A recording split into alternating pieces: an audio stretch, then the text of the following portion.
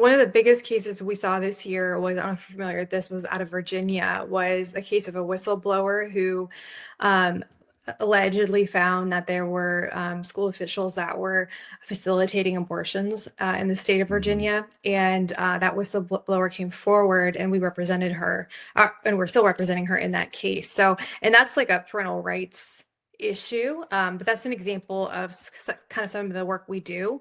Hmm. And it was just outrageous because, the family, once the family in these cases found out, they had no idea about the abortion. They had no idea about these things going on. So those are just a little example of what we kind of have been up to this year. Yeah, those types of situations. Obviously, the whole abortion thing is horribly evil and wrong. I mean, every Mhm. aspect of it. But then you see these, what you just described as far as children. Like our kids can't take a Tylenol or an Advil at school, and even our teenagers, unless we are, spoken to and give Mhm. the approval for that. And yet they seem to think it's okay to sort of secretly help them get an abortion. It would seem to me that that should be and should have been illegal always, Right, but right.